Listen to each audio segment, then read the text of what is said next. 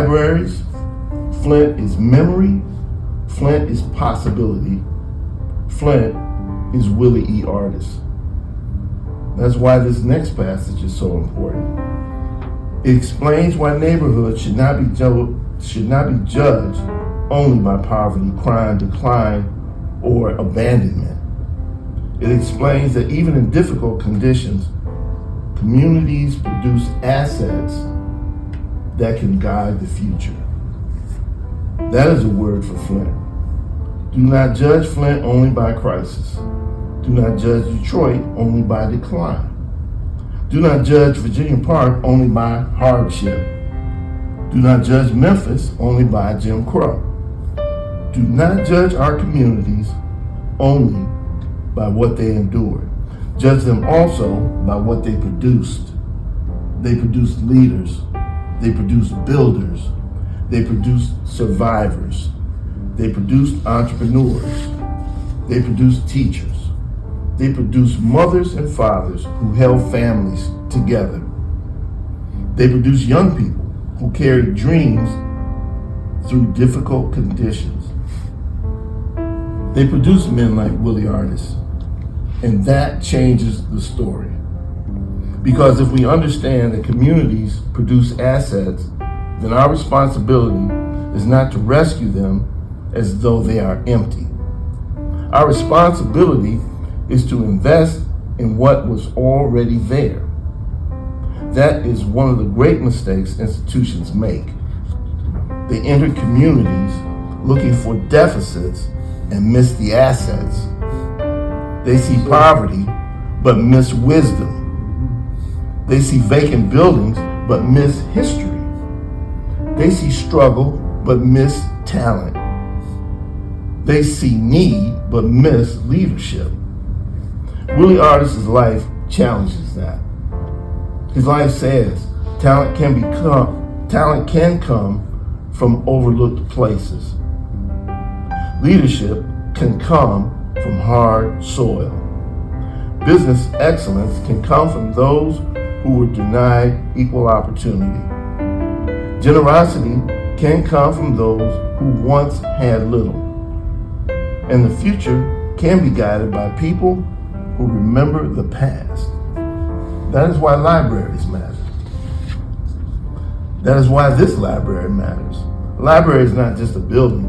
A library is an equalizer. A library is a doorway. A library is a place where a child can sit beside a shelf and realize the world is bigger than the block they came from. A library is where curiosity gets fed. A library is where a person who has been counted out can find language for their own becoming.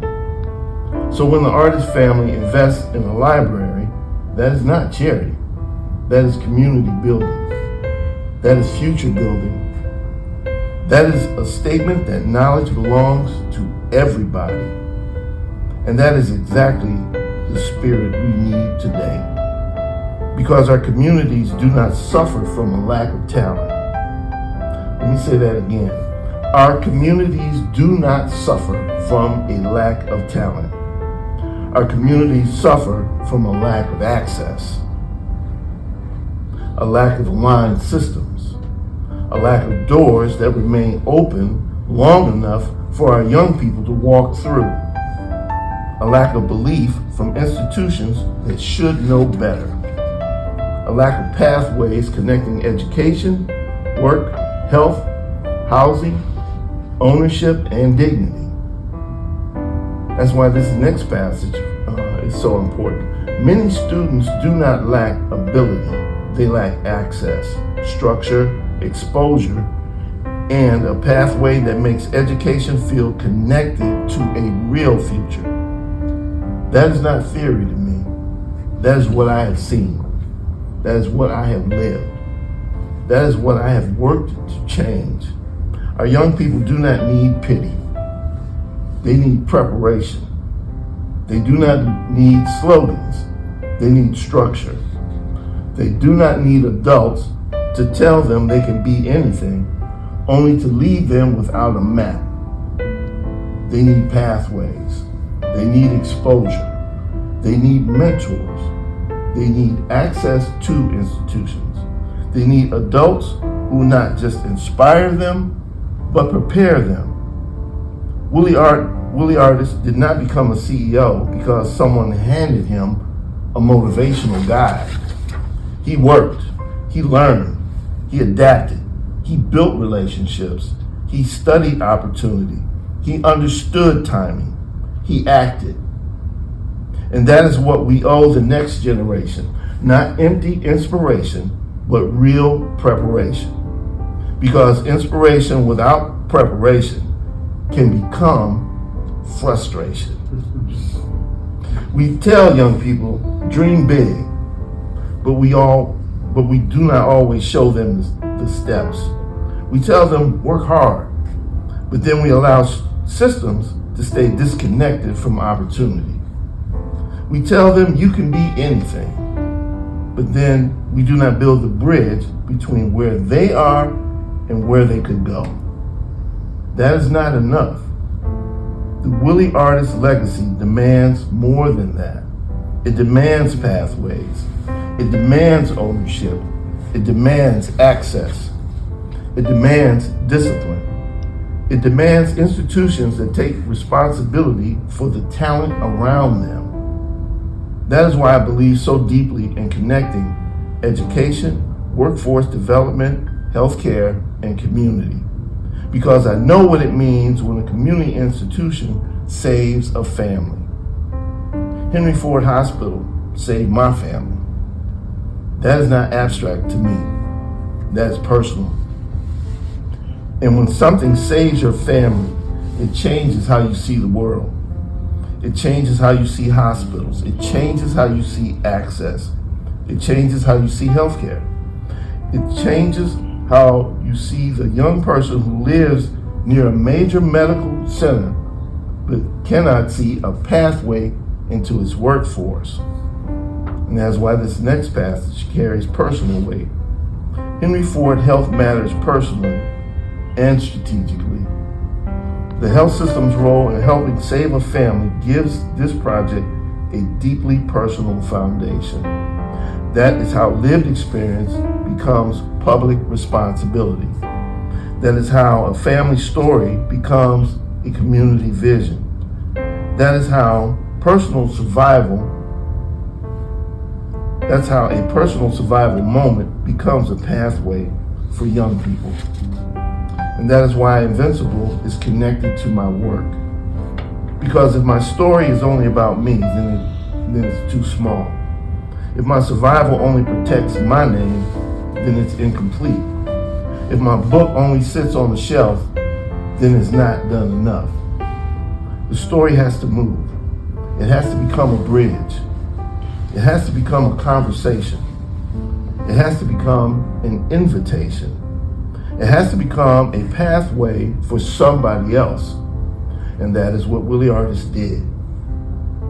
He took his life and made it useful.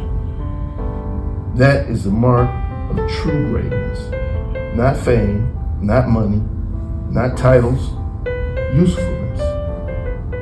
Did your life become useful to others? Did your success create room? Did your struggle teach somebody? Did your name open a door? Did your example give somebody courage? Did your presence strengthen the community? By that measure, Willie Artis was a great man. And by that measure, each of us has work to do. Now I want to speak for a moment to the young people who may be here, or to those represented by the adults in this room. You're going to hear a lot in life about success. People will tell you to chase success. They will tell you to build wealth. They will tell you to make connections. Some of that advice may be useful. But let me tell you something deeper. Before you chase success, build character. Before you build a brand, build discipline. Before you seek followers, learn how to follow through. Before you ask people to believe in your dream, Show them you are willing to work for it. Before you demand respect, make sure your word means something. Because talent may get you noticed, but character keeps you in the room. Willie Artis had talent, but he also had discipline. He had work ethic. He had focus. He had a mind for opportunity, and he had integrity. That combination is powerful. A talented person without discipline is dangerous to himself. A disciplined person with vision can transform a city. And Flint knows something about people who change cities. Flint has been called Vehicle City. It has been known for manufacturing, labor, union strength, migration, struggle, resilience, music, family, and fight. Flint has borne burdens that no community should ever have to bear. But Flint has also produced people who refuse to be reduced to the headlines. And that is why Willie Artis Day matters. Because this day says Flint is not only a place where hard things happen. Flint is a place where builders rose. Flint is a place where Black business excellence took root. Flint is a place where philanthropy, entrepreneurship, and community responsibility converge. Flint is a place where a library can hold a story and pass it on to the next generation. That is sacred work. And it reminds me that our cities need storytellers. Not storytellers who romanticize pain, not storytellers who pretend everything is fine, but storytellers who tell the truth in a way that empowers people. That is what I tried to do with Invincible. I did not write it to pretend I had a perfect life. I did not write it to present myself as flawless. I wrote it because there are people who need to know that the path is not always straight, but it can still be meaningful. There are people who need to know that what happened to you does not have to be the end of you. There are people who need to know that your worst season may become the source of your greatest wisdom. There are people who need to know that family, faith, love, service, and discipline can carry you through storms that would have destroyed someone else. And there are people who need to know that being invincible does not mean you never fail. It means you rise with purpose. That is why this next line matters so much to me. I was not acting without direction. I was leading from lived experience. That is my testimony. I was not acting without direction. I was leading from lived experience. And when I look at Willie Artis' life, I see a man who also lived from experience. He knew work because he had work. He knew struggle because he had struggle. He knew exclusion because he had lived through it. He knew opportunity because he had to create it. He knew the value of a name because he had to protect his. He knew the importance of giving because he understood what it meant to come from limited means. That is leadership from lived experience, and we need more of it. We need leaders who know what they're talking about because they have lived close enough to the problem to understand the people affected by it. We need business leaders who understand community. We need educators who understand students. We need healthcare institutions that understand access. We need policymakers who understand neighborhoods. We need philanthropists who understand dignity. We need adults who understand that young people do not need to be saved from themselves. They need to be surrounded by people and systems that help them see what is possible. That brings me to another passage. Growth must be measured by whether residents can access opportunities being created around them. That is true in Detroit. That is true in Flint. That is true wherever communities are changing. Growth without access is not success. Development without inclusion is not justice. Opportunity that surrounds people but does not reach them is not real opportunity. Willie Artis' story matters because he did not merely access opportunity, he created opportunity. He built something that employed people. He showed what ownership could look like. He demonstrated that business can make a community asset. And that is the kind of growth we should be talking about. Growth opens doors. Growth that builds capacity. Growth that creates dignity. Growth that strengthens families. Growth that creates value for the neighborhood, not merely from the neighborhood. That brings me to my final passage. The goal is not simply to bring people into the neighborhood. The goal is to create value with the neighborhood. That is a principle every city, institution, corporation, and developer should sit with. Do not just enter a community, build with it. Do not just extract value, create value. Do not just celebrate resilience, invest in it. Do not just praise young people, prepare them. Do not just honor legacy, continue it. That is the challenge of Willie E. Artis' day. This loved, failed, believed, endured, and left instructions. That is sacred. And so today I stand here not only as an author, I stand as a witness. I stand as a son of a community. I stand as a father. I stand as a man whose life was changed by family. I stand as someone who believes our young people deserve pathways worthy of their talent. I stand as someone who believes that success should circulate. I stand as someone who believes that when a man like Willie Artis lives, we should not let his story go unheard. We should speak it, teach it, study it, model it, extend it, because the true the true measure of honoring a legacy is not whether we applaud it. It is whether we can continue it.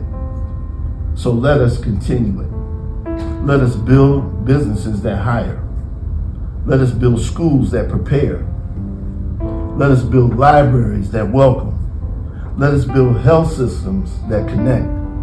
Let us build partnerships that do more than pose for pictures.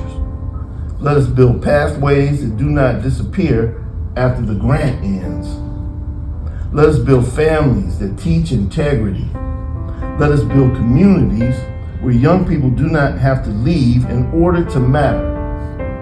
Let us build something strong enough that those who come after us will not have to start from scratch. That is what Willie Artis did. That is what Invincible calls us to do. And that is what this day should demand from us. As I close, I want to return to that image of a young boy in Memphis, a black boy born in 1934, a child of Jim Crow, a child who worked, a child who learned, a child who could have been dismissed by the world around him, a child who became a man who became a builder,